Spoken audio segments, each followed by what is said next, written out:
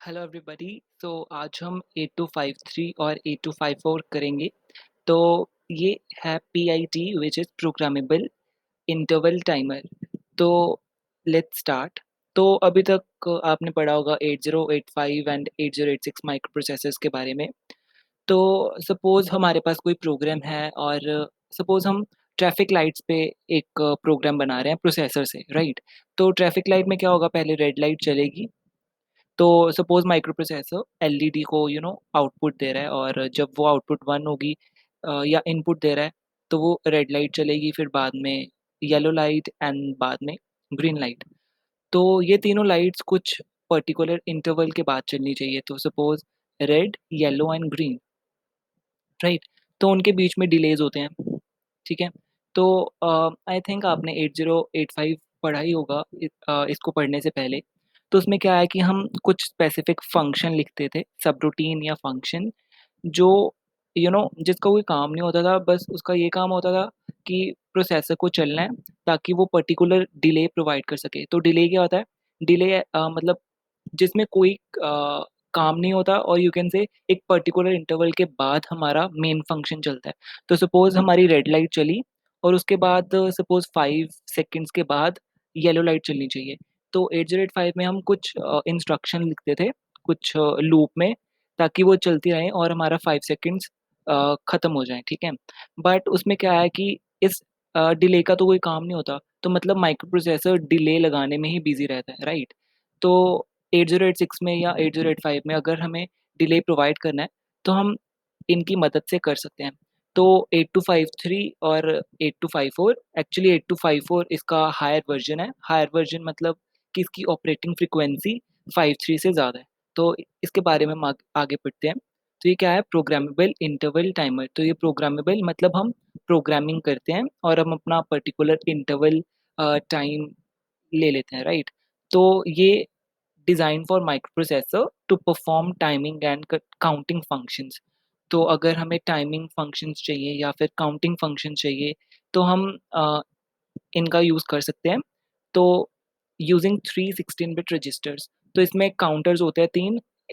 इसकी डिटेलिंग हम नेक्स्ट में कर रहे हैं। तो पहले तो हम ये बेसिक आइडिया देख लेते हैं कि 8086 में जब हम डिले प्रोवाइड करें, लाइक हमारी ये इंस्ट्रक्शन है, फिर उसके बाद हमें पर्टिकुलर डिले लगाना है और उसके बाद हमें अपनी मेन इंस्ट्रक्शंस लगानी है। तो अगर तो मैं इंस्ट्रक्शंस लिखूँ डिले के लिए, तो वो इंस्ट्रक्शंस चलाने के लिए माइक्रो प्रोसेसर अपने साइकल्स वेस्ट करता रहता है, राइट? बट हम एक एक्स्ट्रा 8253 लगा सकते हैं, जो हमें डिलेज़ प्रोवाइड करेगा और उतने टाइम में हमारा जो माइक्रो प्रोसेसर है, अपना दूसरा काम कर लेगा, राइट? तो लेट्स डू इट। क्या है कि ये एक्यूरेट टाइम डिलेज़ प्रोवाइड करते हैं, minimum load on micro processor. तो मतलब माइक्रो प्रोसेसर का लोड कम हो जाता है। ये रियल टाइम क्लॉक है, इवेंट काउंटर है। तो हम इसको काउंटिंग की तरह यूज़ कर सकते हैं। सपोज़ हम 100 साइकिल्स वेस्ट करना चाहते हैं अपने, तो हम क्या करेंगे कि हम माइक्रो प्रोसेसर से 100 अ, आउटपुट देंगे, जो एक्ट करेगी 8253 की एज़ अ इनपुट, राइट? तो मतलब अगर मैं काउंटर कर दूँ 100, तो काउंटर जो होगा वो 100 से इनिशियलाइज़ हो जाएगा और फिर ये डिक्रीमेंट होता रहता है जब तक वो 0 ना हो जाए। तो मतलब हमारे 100 साइकिल्स वेस्ट हो गए। तो ये स्क्वायर वेव जनरेटर है, इसमें कॉम्प्लेक्स वेवफ़ॉर्म्स भी बन सकती हैं और ये डिजिटल वन शॉट है। तो ये आगे आएगा, मतलब इसका डिटेलिंग। तो 8253 क्या है कि इसका अप टू 2.6 मेगाहर्ट्ज़ है और ऑपरेटिंग फ्रीक्वेंसी, और 8254 का 8 मेगाहर्ट्ज़। एंड अगर मैं वर्ज़न 2 की बात करूँ, तो इसके बाद एक और वर्ज़न आया है, उसका अप टू 10 मेगाहर्ट्ज़ होता है, ठीक है? मतलब बेसिक डिफ़रेंस यही है 53 एंड 54 में, कि इनका फ्रीक्वेंसी अलग होता है और एक एक्स्ट्रा इंस्ट्रक्शन भी होती है जो हम नेक्स्ट टू नेक्स्ट स्लाइड पे पढ़ते हैं। तो पहले तो हम फीचर्स देख लेते हैं जो कॉमन है 53 एंड 54 में। तो इनमें तीनों में मतलब सॉरी दोनों में 3-3 क्या होते हैं, 16 बिट डाउन काउंटर्स होते हैं। तो मतलब अगर मैं 53 की बात करूँ, तो 53 इसमें 3 काउंटर्स होते हैं जो इंडिपेंडेंट होते हैं एक-दूसरे के, ठीक है? ये अपना अलग वर्क करता है, ये अपना अलग और ये अपना अलग। मतलब कोई भी एक-दूसरे पे डिपेंडेंट नहीं है। और ये डाउन काउंटर्स क्या होते हैं? सपोज़ मेरे पास ये स्क्वायर ये यहाँ पे बनी हुई है, तो ये डाउन काउंटर है। मतलब जैसे अगर मैं 100 अपना इनिशियलाइज़ कर दूँ, तो जब हाई टू लो जाता है ये वेवफ़ॉर्म, तो हमारा काउंटर क्या हो जाता है, डिक्रीमेंट हो जाता है अप टू 99, ठीक है? ये फिर चलेगा ऐसे, और जब ये डिक्रीमेंट हुआ मतलब एक साइकिल कंप्लीट हुआ हाई टू लो, तो वो एक और डिक्रीमेंट हो जाएगा। तो मतलब डाउन काउंटर ऐसे काम करता है कि जब हाई टू लो जाता है, स्क्वायर फॉर्म, तो वो एक डिक्रीमेंट हो जाता है। फिर नेक्स्ट है कि ये 3 to 6 volt single power supply है, तो एंड नेक्स्ट इज़ कि 6 काउंटर मोड्स होते हैं। तो 5-3 एंड 5-4 में 6 ऑपरेटिंग मोड्स या काउंटर मोड्स होते हैं। ये बस आप ध्यान रख लो कि ये 6 मोड्स होते हैं, और जो 3 काउंटर्स हैं, हमारे पास 3 काउंटर्स हैं, वो किसी भी मोड में काम कर सकते हैं। मतलब counter 1 can work in any of these 6 modes, similarly counter 2 and counter 3 can work independently. तो ये आपको ध्यान में रखना है कि ये तीनों काउंटर्स इंडिपेंडेंट हैं और ये अपने-अपने मोड्स में कैसे भी काम कर सकते हैं। फिर नेक्स्ट पॉइंट है कि ये सॉफ्टवेयर प्रोग्रामेबल है, तो इसको हम प्रोग्रामिंग करते हैं। इनका हम कंट्रोल वर्ड रजिस्टर में इनिशियलाइज़ करते हैं कंट्रोल वर्ड को। तो कंट्रोल वर्ड एक्चुअली क्या होता है कि जो सभी काउंटर्स को कंट्रोल करता है, सभी मोड्स को कंट्रोल करता है। तो हम कुछ ऐसी इंस्ट्रक्शंस लिखते हैं माइक्रो प्रोसेसर में, जो कंट्रोल वर्ड रजिस्टर में जाती हैं, ठीक है? फिर कंट्रोल वर्ड रजिस्टर में जो भी इंस्ट्रक्शंस पड़ी होती हैं, वो हेल्प करती हैं काउंटर्स को कंट्रोल करने के लिए, मोड्स को कंट्रोल करने के लिए, ठीक है? तो इसीलिए इसको कहते हैं सॉफ्टवेयर प्रोग्रामेबल, कि हम पहले तो माइक्रो प्रोसेसर में जो भी इनिशियलाइज़ करना है 8253 में, वो लिख लेते हैं, और फिर जो भी हमारा ये टाइमर है, इसमें हम ये प्रोवाइड करते हैं, ठीक है? तो इसमें कंट्रोल वर्ड रजिस्टर होता है, तो कंट्रोल वर्ड रजिस्टर में जो भी ये डेटा है यहाँ पे आ जाएगा, और हम काउंटर्स को भी इनिशियलाइज़ कर देते हैं इससे, ठीक है? और जो ये हमारा कंट्रोल वर्ड रजिस्टर, ये पूरे टाइमर को क्या करता है, कंट्रोल करता है। जो भी मैंने आपको कहा है कि इसमें 6 काउंटर मोड्स होते हैं, ठीक है? तो ये मोड्स को भी कंट्रोल करता है, ठीक है? बात क्या है कि binary and decimal counting is possible. तो इसमें दोनों तरीके की काउंटिंग पॉसिबल है, बाइनरी भी कर सकते हो और डेसिमल भी। Each counter has 2 input pins and 1 output pin. तो देखो, अभी तक आपने क्या इम्पोर्टेंट चीज़ें पढ़ी हैं, तो इसमें 6 मोड्स होते हैं, काउंटिंग मोड्स, 3 काउंटर्स होते हैं, 8253 या 8254 में 3 काउंटर्स होते हैं, व्हिच वर्क इंडिपेंडेंटली। तो ये आप नोट कर लो कि ये इंडिपेंडेंट वर्क करते हैं, एंड ये तीनों काउंटर किसी भी मोड में काम कर सकते हैं। हर काउंटर के पास 2 इनपुट पिन्स होती हैं, 1 आउटपुट पिन होती है। तो मतलब टोटल अगर मैं बात करूँ 8253 में 3 3 आउटपुट पिन्स और 6 इनपुट पिन्स। व्हाई? बिकॉज़ अगर हर काउंटर में 2 इनपुट पिन्स हैं और 1 आउटपुट पिन है, तो मतलब 3 काउंटर्स में कितनी होंगी, 6 इनपुट पिन्स और 3 output pins, right? And next is to operate a counter. A 16-bit count is loaded in its register, and on command it begins to decrement the count. तो हम 16 bit एक count provide करते हैं micro processor से counter तक, तो वो count decrement होता रहता है। तो मैंने बताया था कि ये डाउन काउंटर है, तो इसमें डिक्रीमेंट होगा ना कि इंक्रीमेंट। तो जब तक ये रीच करता है 0 तक, तो then it generate a pulse that can be used to interrupt the CPU. तो वो सीपीयू को बता देता है कि अब 0 आ गया है, तो वो इंटरप्ट कर देता है सीपीयू को या प्रोसेसर को, राइट? फिर हम देखते हैं 5-3 वर्सेस 5-4। तो इसमें क्या है कि पहले तो ये डिफरेंशिएट है कि इसमें अप टू 2.6 मेगाहर्ट्ज़, इसमें 8 मेगाहर्ट्ज़, और अगर मैं वर्ज़न 2 की बात करूँ, तो यहाँ पे आप 10 मेगाहर्ट्ज़ लिख सकते हो, right? And then second difference is कि 8254 में ना एक रीड बैक कमांड होती है, जो अवेलेबल सिर्फ़ 54 में होती है, 53 में नहीं होती। तो ये कमांड क्या करती है कि यूज़र को अलाउ करती है to check counter values, count current mode and current status of the counter. तो अगर जैसे ये माइक्रो प्रोसेसर है, ये टाइमर है, तो अगर यूज़र यहाँ पे कुछ रीड बैक इंस्ट्रक्शन लिख रहा है, तो अगर यूज़र को चाहिए कि मुझे काउंट वैल्यू, तो एट अ पर्टिकुलर इंस्टेंट अगर मुझे चाहिए कि इस इंस्टेंट पे काउंटर की वैल्यू क्या है, या फिर वो काउंटर किस मोड में एक्ट कर रहा है, या फिर करंट स्टेटस क्या है काउंटर का, तो वो हम रीड बैक कमांड से ले सकते हैं, राइट? तो ये 5.3 में नहीं पॉसिबल, या so now we are going to jump on the block diagram. तो एक बार आप ओवरव्यू देख लीजिए। एक डेटा बस बफर होता है। तो ये डेटा बस बफर क्या करता है कि यहाँ पे जो मेरा माइक्रो प्रोसेसर है उसमें जो डेटा लाइंस हैं वो ये कनेक्टेड होती हैं डेटा बस बफर के साथ, ठीक है। और ये डेटा बस बफर कनेक्ट किसके साथ होता है, इंटरनल बस के साथ। तो ये काउंटर का जो टाइमर है, टाइमर का इंटरनल बस है, ठीक है। तो उसके बाद ये कंट्रोल वर्ड रजिस्टर है। तो मतलब जो भी माइक्रो प्रोसेसर से जो भी डेटा आता है बफर से जाता है, इंटरनल बस से होकर कंट्रोल वर्ड रजिस्टर में पहुंच जाता है, ठीक है। और जो ये काउंटर है ये भी इंटरनल बस से कनेक्टेड है। ये क्यों कनेक्टेड है कि जैसे अगर मुझे काउंटर ज़ीरो चाहिए, ठीक है, तो मतलब माइक्रो प्रोसेसर कह देगा कि अभी काउंटर ज़ीरो एक्टिव हो जाए, ठीक है। फिर कंट्रोल वर्ड रजिस्टर में कुछ ऐसी इंस्ट्रक्शंस डालता है या फिर ये पिन से ऐसी इंस्ट्रक्शंस डालता है कि काउंटर ज़ीरो एक्टिव हो जाता है। फिर इसके बाद काउंटर को कितना इनिशियलाइज़ करना है, वो भी डेटा प्रोवाइड करता है माइक्रो प्रोसेसर। तो अगर जैसे 10 मुझे प्रोवाइड करना है, तो ये इस बस से जाएगा और फिर काउंटर इनिशियलाइज़ हो जाएगा। ये देखो, इसमें 3 काउंटर्स हैं, ये तीनों इंडिपेंडेंट हैं, तो इनमें कोई कनेक्शन दिख नहीं रहा होगा आपको। फिर मैंने आपको कहा था इसमें 2 इनपुट पिन्स होती हैं, 1 आउटपुट पिन होती है। सिमिलरली काउंटर 1 में भी और काउंटर 2 में भी।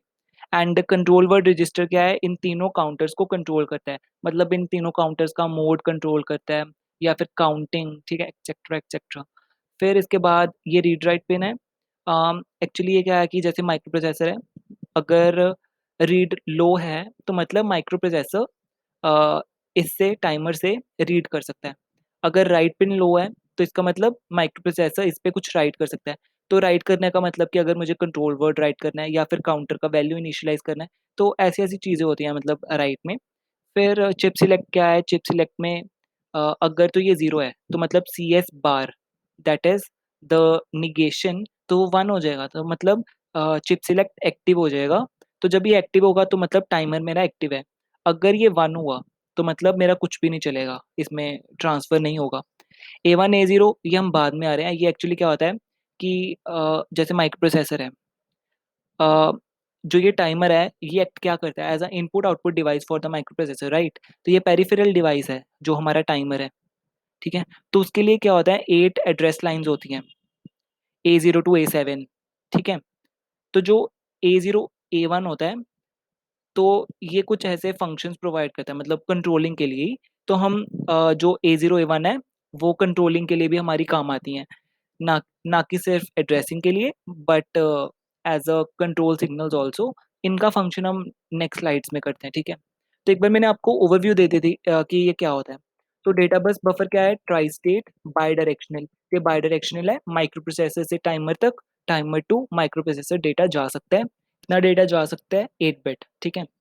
And direction of data bus buffer is given by the read and right pins. तो सपोज़ कि अगर मेरा रीड पिन क्या है, 0 है, तो मतलब 0 का बार क्या होगा, 1, तो मेरा रीड पिन एक्टिव है। तो रीड पिन में क्या है कि माइक्रो प्रोसेसर रीड कर सकता है फ्रॉम द टाइमर। तो टाइमर प्रोवाइड करता है डेटा टू माइक्रो प्रोसेसर। अगर मेरा राइट पिन 0 है, तो मतलब 0 का बार इज़ 1, क्योंकि ये एक्टिव लो सिग्नल्स हैं, तो मतलब इसमें बार होता है रीड राइट पे। तो जब ये 0 है, तो मतलब ये 1 हो गया। एंड तो मतलब माइक्रो प्रोसेसर राइट कर रहा है। तो जैसे हमने 8085 या 806 में कुछ इंस्ट्रक्शंस पढ़ी थी इन आउट, तो ये टाइमर क्या एक्ट करता है as a peripheral device for the micro processor, ठीक है। तो उसमें जो इन आउट इंस्ट्रक्शंस हैं ये काम आती हैं हमें डेटा इन आउट करने के लिए, ठीक है। फिर इसके बाद 3 बेसिक फंक्शंस हैं। Programming the modes. तो मैंने आपको कहा था कि माइक्रो प्रोसेसर डेटा प्रोवाइड करता है to control word register. And control word register आगे क्या प्रोवाइड करता है, हमें कंट्रोल करता है मोड्स। तो मतलब इनडायरेक्टली जो डेटा बस बफर का फंक्शन है वो क्या है, programming the modes of 53 and 54। Next है लोडिंग द काउंट रजिस्टर्स। तो एक फंक्शन मैंने आपको पहले ही बता दिया था कि माइक्रो प्रोसेसर क्या इनिशियलाइज करता है काउंटर की वैल्यूज, इनिशियल वैल्यूज, ठीक है। And reading the count values. तो अगर मुझे काउंट वैल्यूज रीड करनी है वो भी हम कर सकते हैं। तो मैंने आपको कहा था कि हम कुछ इंस्ट्रक्शन से काउंटर का वैल्यूज़ ले सकते हैं कि कितनी वैल्यू है काउंट की, ठीक है। इसके बाद आता है रीड राइट लॉजिक। तो रीड राइट लॉजिक में हमने 5 पिन्स देखी थी, read, write, CS, A1 and A0. Let's start. तो रीड पिन अगर 0 है, तो मतलब माइक्रो प्रोसेसर रीड करता है फ्रॉम टाइमर। अगर राइट पिन 0 है, तो मतलब माइक्रो प्रोसेसर राइट करता है टू टाइमर। एंड अगर चिप सिलेक्ट 0 है, तो मतलब it is used to enable the data bus buffer. तो मतलब अगर चिप सिलेक्ट 0 है, तो 0 का बार इज़ 1, तो मतलब टाइमर ऑन है। तो अगर ऑन है, तो मतलब डेटा बस बफर भी क्या है? ऑन है। So it enables the data bus buffer ताकि वो ट्रांसफ़र हो सके from micro processor and timer, जो भी डेटा होता है। तो read write logic is input from system control bus and generate internal control signal. तो जो भी ये रीड पिन या राइट पिन या सीएस, जो भी ये लॉजिक्स सिग्नल्स आ रहे हैं, ये माइक्रो प्रोसेसर से आते हैं। तो इसके बाद हम पढ़ते हैं, तो हमारी 2 पिन्स रह गई, ए0 एंड ए1। तो मैंने आपको कहा था कि 8 एड्रेस लाइन्स होती हैं जो माइक्रो प्रोसेसर से पेरिफेरल डिवाइस तक जाती हैं। तो हम 2 पिन्स यूज़ करते हैं as control signal in read write logic. तो क्या है कि address line A0 and A1 of the CPU are connected to the lines A0 and A1 of 8253 और 54, ठीक है? And CS is tied to the decoded address. तो मैं ये आपको समझाता हूँ कि A0 टू A7, तो ये 8 एड्रेस लाइन्स हैं। ये कहाँ से आ रही हैं? माइक्रो प्रोसेसर से, और ये हमारा टाइमर है, ठीक है? जिसकी पहली 2 पिन्स हैं, ये हम रीड राइट लॉजिक में यूज़ करते हैं, ठीक है? एंड जो बाकी की पिन्स बच बच जाती हैं, वो अगर मतलब इसमें कुछ सर्किटरी होती है, जो एक लॉजिक प्रोवाइड करती है ताकि वो इनिशियलाइज़ कर सके सीएस की वैल्यू, ठीक है? तो मतलब ऐसे सिग्नल्स जाते हैं कि हमारा सीएस कब 0 होना है, कब 1 होना है। तो ये हमारी सभी जो डिपेंड करती हैं, ये हमारे इंस्ट्रक्शंस पे कि हम कैसी प्रोग्रामिंग कर रहे हैं, ठीक है? तो हमने ये पढ़ लिया। तो इसके बाद क्या है कि the control word register and counter are selected according to the signals of A0 and A1। तो मतलब अगर मेरा A0 A1 क्या है, 00 है, तो मेरा काउंटर 0 सिलेक्ट है। अगर 01 है, तो काउंटर 1। अगर 10 तो मतलब मेरा काउंटर 2 एक्टिव है। और अगर 11 है, तो मेरा कंट्रोल वर्ड रजिस्टर एक्टिव है। तो इसका मतलब क्या होता है कि सपोज़ अगर मैं 00 भेज रहा हूँ, ठीक है? तो मेरा काउंटर 0 एक्टिव हो जाएगा, तो वो चलने लग जाएगा, ठीक है? अगर मेरा 11 एक्टिव है, तो 11 है सिग्नल, तो मेरा कंट्रोल वर्ड रजिस्टर एक्टिव हो जाएगा। तो हम कंट्रोल वर्ड रजिस्टर पढ़ते हैं। It is used to program the timer in different modes. तो मैंने आपको बताया था कि ये कंट्रोल करता है modes, different modes and control their operation. अगर हमें कुछ सिलेक्ट करना है, बाइनरी डेसिमल काउंटिंग, तो मैंने फीचर्स में आपको बताया था कि इसमें 2 तरीके की काउंटिंग कर सकते हैं। तो कंट्रोल वर्ड रजिस्टर हमें हेल्प करता है सभी कुछ कंट्रोल करने के लिए, ठीक है? It is used to write the command word which specifies the counter to be used, its mode and either a read write operation.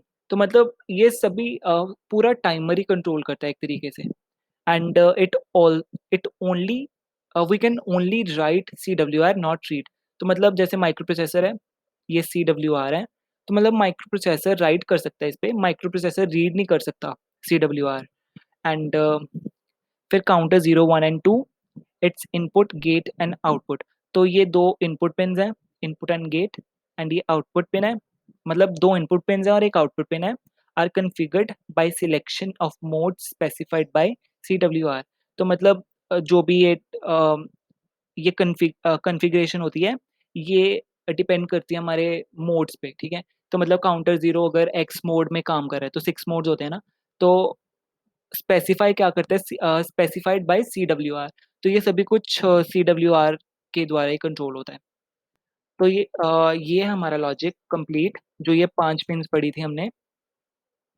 तो हमने क्या देखा था कि अगर 0-0 है, तो मेरा काउंटर 0 सिलेक्टेड है, तो 0 एक्टिव हो जाएगा काउंटर, ठीक है? तो मेरा यहाँ पे RD 1 है और WR 0 है, तो मतलब मेरा WR एक्टिव है, क्योंकि ये बार होता है यहाँ पे, इन पे। ये एक्टिव लो सिग्नल्स हैं, तो मतलब जब ये लो होता है तब ये काम करता है। और चिप सिलेक्ट 0 है, तो मतलब मेरा पूरा टाइमर एक्टिव है। तो जब मेरा पूरा टाइमर एक्टिव है और मेरा काउंटर 0 भी एक्टिव है और मेरा राइट भी एक्टिव है, तो you can write counter 0। Similarly अगर मेरा 0 1 है और मेरा राइट एक्टिव है, तो मतलब मैं राइट कर सकता हूँ काउंटर 1 को, सिमिलरली राइट काउंटर 2। नेक्स्ट, 1-1 का मतलब CWR और मैं इसको राइट कर रहा हूँ, तो मतलब you can write control word. तो ये हमारे 4 हो गए, ठीक है? इसके बाद मैं 0-0 सिलेक्ट कर रहा हूँ, तो ये क्या है काउंटर 0। यहाँ पे मेरा रीड लो है, तो मतलब रीड का बार इज़ 1, तो मतलब you can read counter 0, similarly counter 1 and counter 2।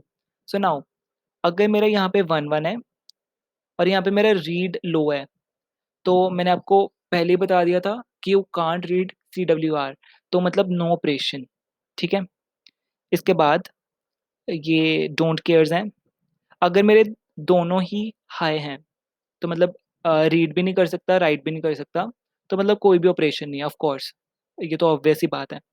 फिर इसके बाद अगर मेरा चिप सिलेक्ट हाई है, तो मतलब मेरा सिलेक्ट ही नहीं है टाइमर, तो मतलब कोई ऑपरेशन होना ही नहीं है, तो ये भी ऑब्वियस ही बात है।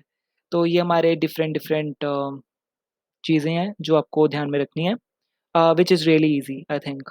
बस आपको एक टेबल याद करना है ये वाला, तो ये मेन टेबल है कि 0-0 पे काउंटर 0 एक्टिव होता है, 0-1 पे काउंटर 1, 1-0 पे काउंटर 2 एंड 1-1 पे CWR, राइट?